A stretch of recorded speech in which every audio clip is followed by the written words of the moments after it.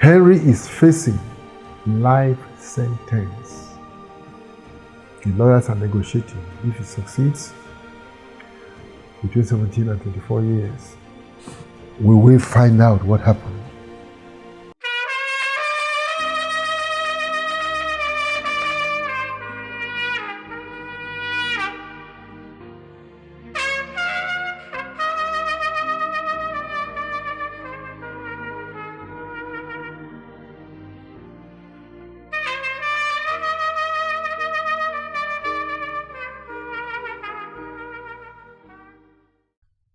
Good afternoon, once again, ladies and gentlemen.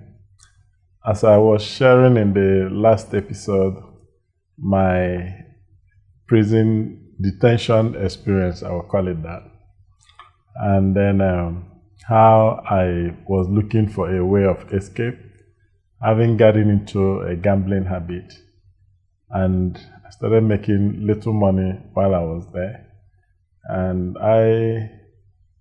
the life there was quite interesting, if I might use that word. You kind of find ways to keep yourself busy to pass through the day.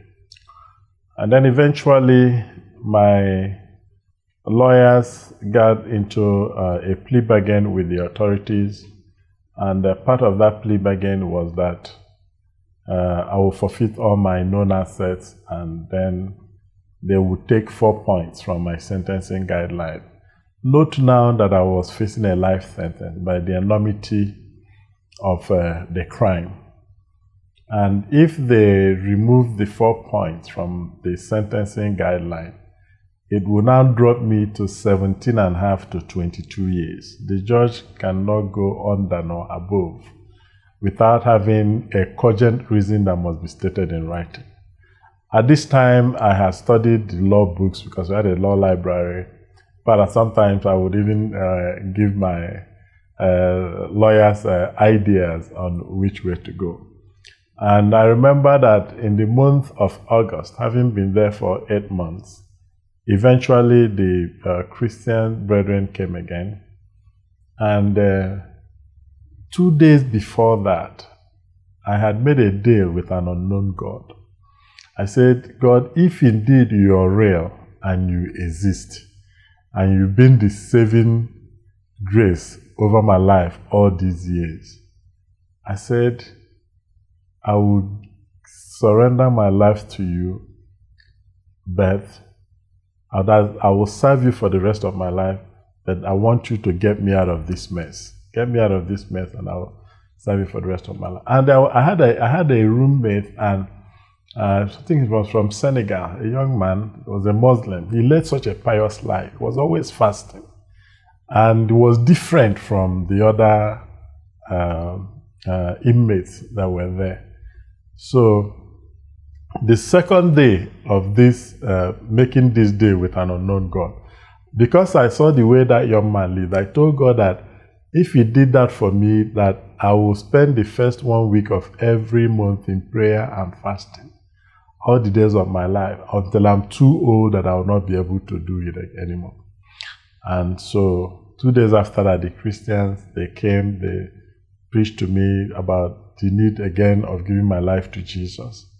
And I readily surrendered my life. Now, one remarkable thing happened.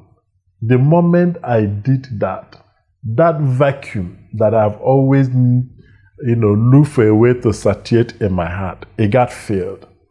And I remember being so happy and so elated, and I couldn't put a hand on it. And I remember vividly speaking with my wife on the phone that evening, and I was telling her how I have never been this happy in my life. And she felt like I had gone crazy. How would I be in prison facing a life sentence? Talking about, I've never been this happy. She felt like these white folks had done something to me. But that's the way I felt. And I remember that she was facing some challenges in our workplace. And as I gave my life to Christ, all I had was time. I began to study the Bible voraciously.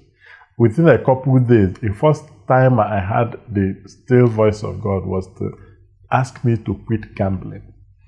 And God helped me that I quit the gambling. And then I began to study the Bible. And as I prayed for my wife over the issues, I gave a decree that the manager that was troubling her in the office will not last the next month. And suddenly, within 2 weeks, that man was sacked. And in our next episode, I will also begin to narrate to us my experience before the judge and how God so proved himself faithful. Thank you so very much for watching. God bless you. People, it finally happened. A vacuum in Henry's life. The gash in his spirit, where he tried to force in cigarettes and hot drinks and women and pleasure. The owner finally turned up and cleaned it. And from that night, Henry became a different person altogether. Now he could hear the voice of God clearly. Now Henry is interested in the Bible. Now Henry is making a decree and God is performing miracles. This is what we'll be talking to you about all along. It's an adventure. From the point you say yes, sir, to God, your life becomes an adventure. Anyone who is born again is like the wind that is blowing. You can hear the sound, but you can't tell where it is coming from or where it is going. So is the life of a child of God unpredictable. Henry is facing life sentence. The lawyers are negotiating. If he succeeds, between 17 and 24 years, we will find out what happened in the next. Henry gave his life to Christ. Finally surrendered to God.